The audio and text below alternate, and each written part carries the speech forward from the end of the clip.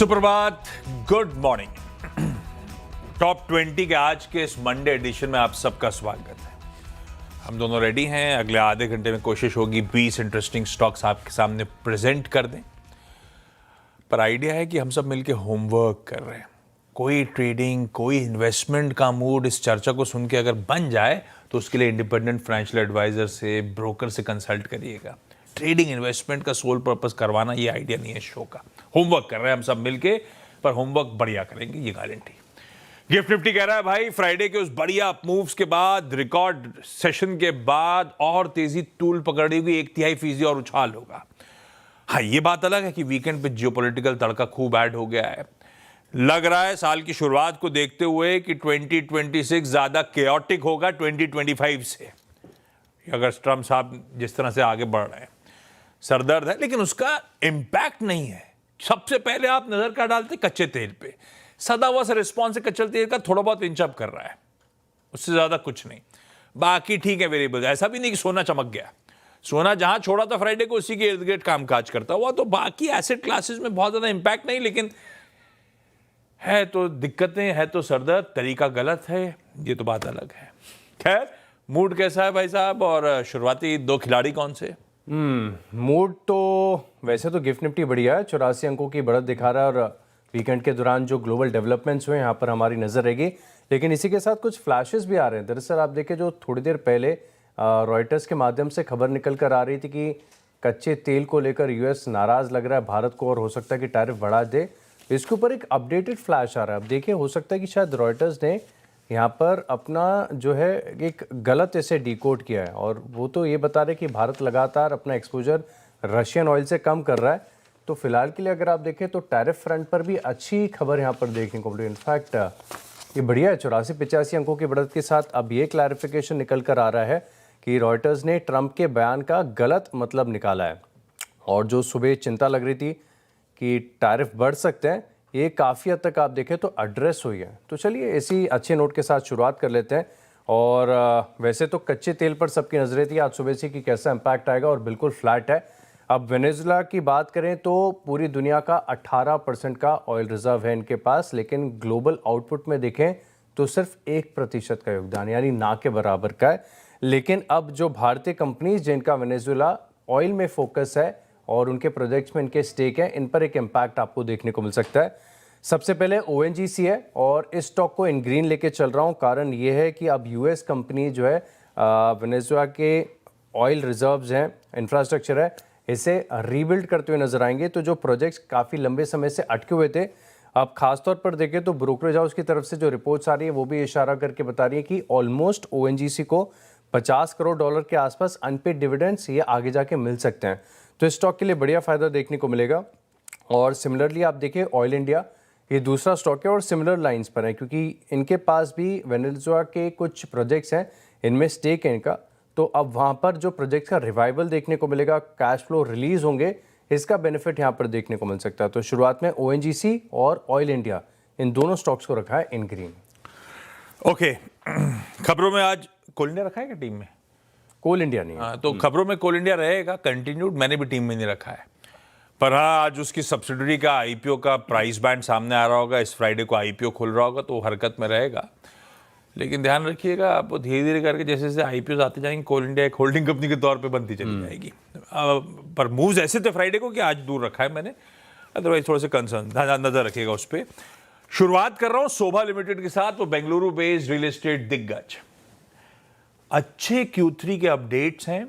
साल दर साल देख लूं या Q on Q देख लूं? वैसे साल दर साल देखना चाहिए, क्योंकि रियल एस्टेट एक सीजनल वाला मामला है। फेस्टिविटीज के बीच में डिमांड पिकअप हो रही होती है, सीजन के बीच में डिमांड पिकअप हो रही होती है। टोटल सेल्स वैल्यू 52% साल दर साल बढ़ी, और इवन सीक्वेंशली यानी कि Q on Q 11.25% का जंप है।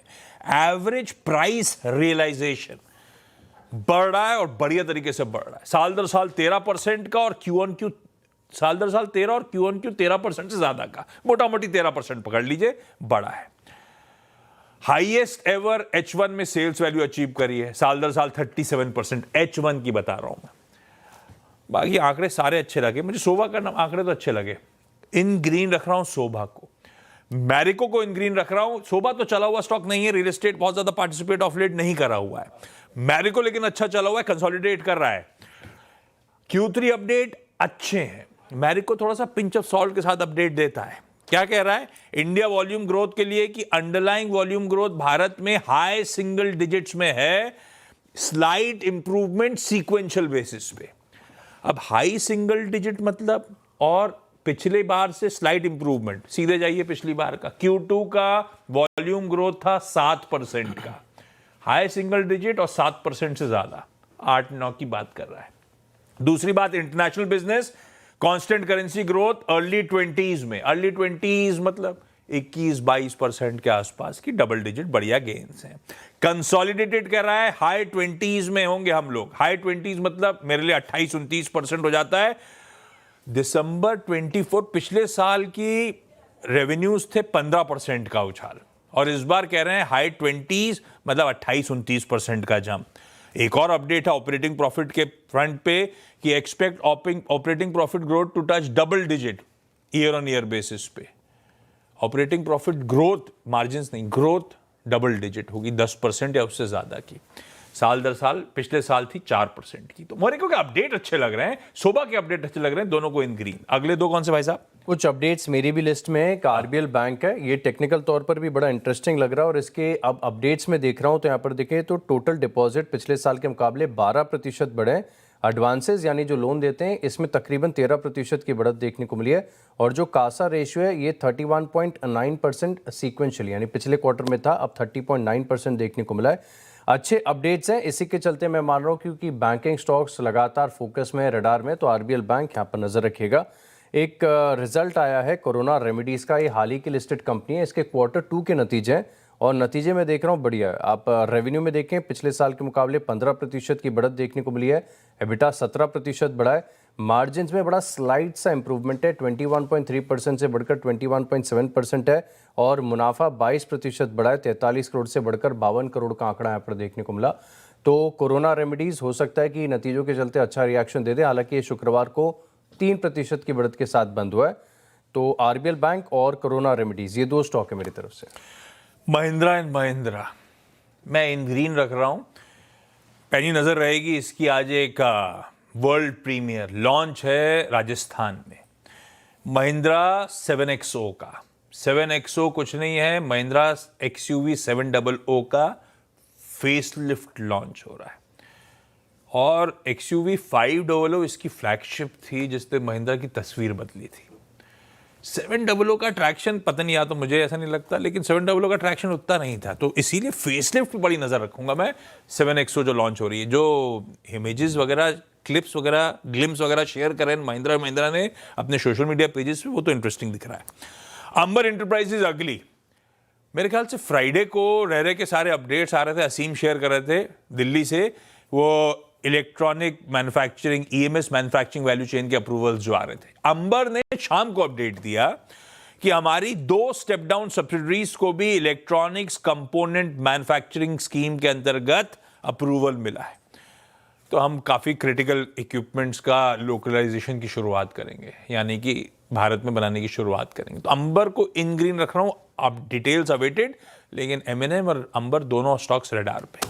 आखिरी के दो इस सेगमेंट के आखिरी दो, एक CSB बैंक है, यहाँ पर भी नजर रखेंगे। स्टॉक लगातार आउट परफॉर्म करता जा रहा है। अब रोबस्ट ग्रोथ यहाँ पर डिपॉजिट्स में देखने को मिली, काफ़ी बढ़िया ग्रोथ है, 21% की ग्रोथ है। एडवांसेस उससे बेहतर हुए, 29% की ग्रोथ यहाँ पर देखने को मिली। तो CSB बैंक मुझे लग रहा है अच्छे नंबर्स हैं पिछले साल के मुकाबले, तो यहाँ पर CSB बैंक में एक बढ़त देखने को मिल सकती है, इन ग्रीन रखा हुआ है।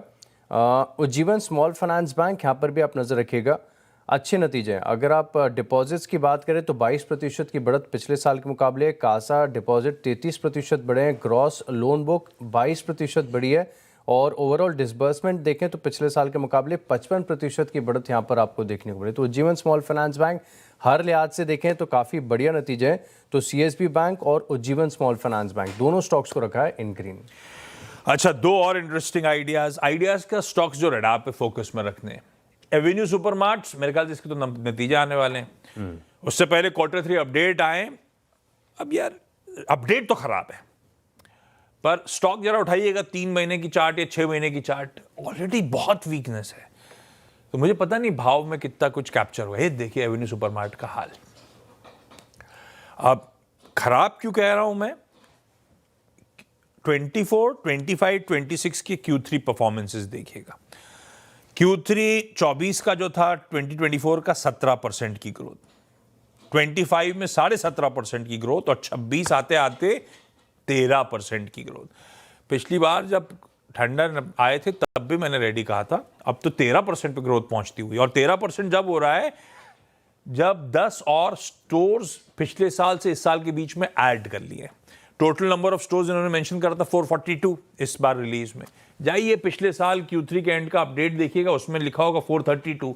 10 नए स्टोर्स ऐड कर रहे हैं, उसके बावजूद आपकी ग्रोथ ठंडी पड़ती चली जा रही है, केवल 13% आई है। अब सारा दारोमदार है ऑपरेशनल परफॉर्मेंस पे, मार्जिन की परफॉर्मेंस पे, जो रिजल्ट्स में पता चलेगा। पर ये ऑलरेडी वीक है, इसीलिए पता नहीं स्टॉक बिहेव कैसे करेगा, वो अलग बात है। अपडेट खराब है। इसका ही एक पीयर है V2 रिटेल, इसके अपडेट सॉलिड है। इसको ग्रीन रख रहा हूं, लेकिन V2 चला हुआ स्टॉक है।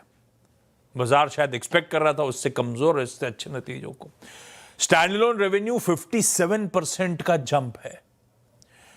Reported same store sales growth केवल 2% आई। तो ऐसा लगा रही तो गड़बड़ है मामला।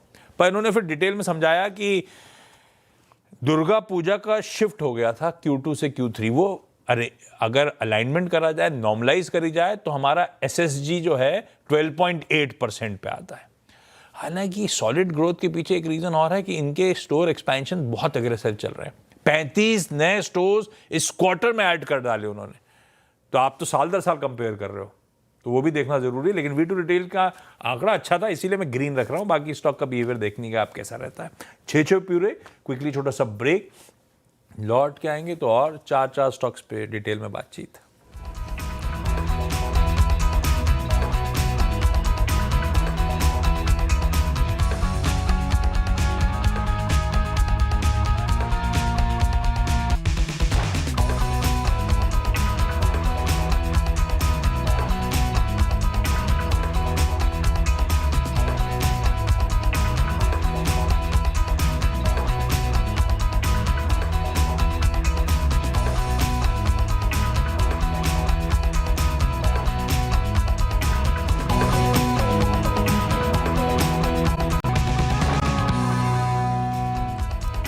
चलिए ब्रेक के बाद आपका स्वागत है और अगले 4 स्टॉक्स का डिस्कशन कर लेते हैं। अगला स्टॉक है लिस्ट में लेटेंट व्यू एनालिटिक्स। स्टॉक पर खास नजर रखिएगा। हाल ही के कुछ दिनों में स्टॉक में बड़ा सर्ज भी देखने को मिला। अब इंटरेस्टिंग रिपोर्ट यहां पर देखने को मिली है ICICI सिक्योरिटीज की तरफ से, जहां पर एक खरीदारी की राय दे रहे हैं और 560 रुपये का टारगेट दे रहे हैं। कल 460 शुक्रवार की क्लोजिंग है, 560 इनका टारगेट है। और ये बता रहे कि सीक्वेंशियल तौर पर ग्रोथ अब तक काफ़ी बढ़िया देखने को मिली है और Q3 सीजनली स्ट्रॉन्ग होता है हर बार, तो इसका एक फ़ायदा देखने को मिलेगा। ये बता रहे कि हो सकता है कि 50 बेसिस पॉइंट आपको देखने को मिल सकता है मार्जिन का एक्सपेंशन, और साथ में FY26 के लिए जो 20% की पिछले साल के मुकाबले रेवेन्यू ग्रोथ गाइडेंस कंपनी ने दी थी वो अचीव होती हुई नजर आ जाए। तो सब कुछ इन प्लेस है, बढ़िया वेल पोजिशनड है स्टॉक। तो 560 के टारगेट के लिए ICICI सिक्योरिटीज स्टॉक में खरीदारी की राय दे रहा है। अब देखेंगे कि आज रिएक्शन कैसा आता है। तो स्टॉक को इन ग्रीन रखा है। इसके अलावा टेक्निकल तौर पर ओबरॉय रियल्टी यहाँ पर आप फोकस करके चल सकते हैं। टेक्निकल स्ट्रक्चर काफ़ी सुधरा है। अब तक आप देखें तो रियल एस्टेट के जितने भी मेजर स्टॉक्स हैं थोड़े से साइड लाइन चल रहे थे, साइडवेज चल रहे थे। अब यहाँ पर दोबारा से एक बढ़त के संकेत देखने को मिल रहे, तो हो सकता है कि जो प्राइमरी बड़ा अप ट्रेंड है वो रिज्यूम होता हुआ नजर आए। ऑलमोस्ट फ्राइडे के सत्र में आप देखें तो 40 दिनों के कंसोलिडेशन का ब्रेकआउट यहाँ पर देखने को मिला था। हालांकि जो तेज़ी यहाँ पर देखने को मिली तकरीबन 2% के आसपास थी, और एक महीने में जैसे कि मैंने बताया कि बहुत ही कंसोलिडेटिंग फेज रहा है। सिर्फ 4% के मूव्स आपको देखने को मिले, उसमें भी 2% तो शुक्रवार के सत्र का ही है। तो ओवरऑल आप देखें तो अच्छे एक ब्रेकआउट के संकेत यहाँ पर देखेंगे कि आज रियल्टी स्पेस के स्टॉक कैसे रिएक्ट करें। ओवरऑल रियल्टी को भी रखा है इन ग्रीन। ओके, अगले दो में एक तो टैनफैक्ट इंडस्ट्रीज, एक कहां से कहां पहुंच गया स्टॉक। बोर्ड मीट है इसकी 9 जनवरी को। 9 जनवरी मतलब इसी हफ्ते फ्राइडे को। एक तो फंड रेजिंग है इक्विटी इशुएंस के जरिए, तो हो सकता है प्रेफरेंशियल या QIP वगैरह रूट के थ्रू पैसा जुटा रहा होगा।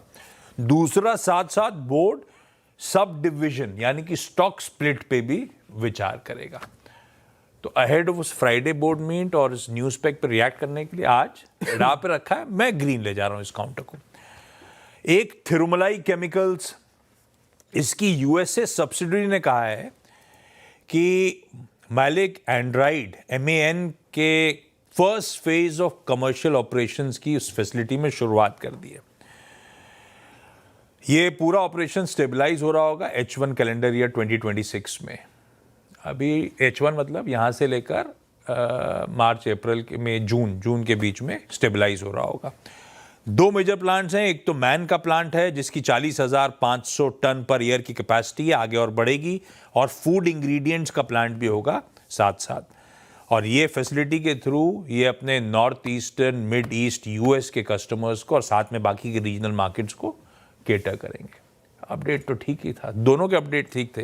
तो थिरुमलाई केमिकल्स और साथ साथ टैनफैक इंडस्ट्रीज को इन ग्रीन रख दिया।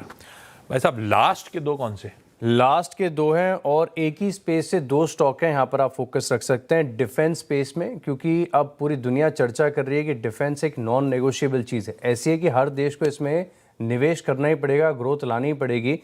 तो इसी के चलते मैं मान रहा हूँ, क्योंकि भारत तो देखिए पड़ोसी देश भी हमारे सब वर्ल्ड क्लास ही हैं, तो BDL और HL इन दोनों स्टॉक्स पर आप फोकस रखेंगे। देखेंगे कि आज कैसा रिएक्शन आया। टेक्निकल सेटअप बढ़िया है, तो BDL और HL इन दोनों स्टॉक्स को रखा है इन ग्रीन। ओके, रखिए रडार पे भाई ये इंटरेस्टिंग स्टॉक्स। हाँ, डिफेंस पे तो मेरे को लगता है जितना खर्च करो उतना कम। हाल ऐसे हो रखे हैं। और सेल्फ डिपेंडेंट बनना, अपनी खुद की टेक्नोलॉजी लेना, तभी कुछ हो पाएगा। रिलाय करेंगे तो थर्ड वर्ल्ड प्रोडक्ट्स ही आएंगे आपके पास, क्योंकि अब तीन जो इंटरेस्टिंग टेक्नोलॉजी वो तो सब अपने अपने पास ही रखने वाले हैं। खैर, मैंने पता है एक अपडेट फ्राइडे को आ रहा था, मैंने तो वीकेंड पे पढ़ा। गुजरात ने कहा है कि अपनी बड़ी सिटीज़ पे प्रेशर को ईज करने के लिए हम उन टॉप 5 सिटीज़ के पास सैटेलाइट टाउन्स बनाएंगे। बहुत सही है फैसला। आप समय पे सैटेलाइट टाउन्स बना दो, पॉपुलेशन। मुंबई ने भी ऐसा करने की एक ज़माने में कोशिश करी थी। मेरे ख्याल से इसको ऐसे ही रखूँगा, नवी मुंबई को जब बनाया था तभी सोचा था कि वहाँ पे एक इंडस्ट्री सेटअप होंगी, लोग वहीं पे बसेंगे, वहीं पे काम पे जाएंगे, तो मुंबई पे प्रेशर ईज ऑफ होगा। वो हुआ नहीं, बात अलग है। मुंबई से अभी भी नवी मुंबई में लोग रहते ज़रूर हैं, लेकिन काम करने बेचारे सब मुंबई ही आते हैं, हमारे ऑफिस में भी। हाँ, गुजरात का मॉडल देखते हैं कितना सक्सेसफुल रहता है। मैंने 2 stocks Gujarat based companies radar पर रखी हैं, बस रडार पर रखी हैं क्योंकि शायद उस खबर पर रिएक्शन हो रहा हो। PSP प्रोजेक्ट्स, ये गुजरात बेस्ड एक कंस्ट्रक्शन कंपनी है जो सरकारी प्रोजेक्ट्स को एग्जीक्यूट करने के लिए जानी जाती है, चाहे वो सूरत का डायमंड बोर्स हो, गुजरात की विधानसभा हो, साबरमती रिवर फ्रंट हो, CG रोड अहमदाबाद की रिफर्बिशमेंट हो, ये कंपनी करती थी। वहाँ की सरकार इस तरह का मैसिव इंफ्रास्ट्रक्चर पुश दे रही है, तो इसको रडार पर रख लीजिए। दूसरा, अरविंद स्मार्ट स्पेसेस, क्योंकि 5 सिटीज़ जिनके पास सैटेलाइट टाउन्स आ रहे हैं। एक तो अहमदाबाद है, सानंद आ रहा है, ऑलरेडी इंडस्ट्रियल हब तो था ही था। गांधीनगर के पास कलोल, ऐसी वडोदरा, सूरत और राजकोट के साथ अटैच कर रहे हैं सैटेलाइट। तो ये कंपनी अहमदाबाद की प्रीमियम डेवलपर है। पूरे अहमदाबाद में कई सारे प्रोजेक्ट्स हैं, और अब मेरे ख्याल से अहमदाबाद और गांधीनगर के साथ खासतौर पे सैटेलाइट सिटीज़ जो खड़ी करी जा रही हैं, ये भी एक इंटरेस्टिंग स्टॉक हो सकता है रडार पे। सिर्फ रखने, पता नहीं कब जेस्टेशन पीरियड कब खड़ा होगा, सेंटिमेंट पॉजिटिव के तौर पे स्टॉक्स रडार पे सिर्फ नज़र रखिएगा, इससे ज़्यादा कुछ नहीं। खैर, ब्रेक ले लिया जाए भाई। ब्रेक के उस पर जब लौटेंगे तो इन्हीं टीम्स का एक क्विक रैप अप।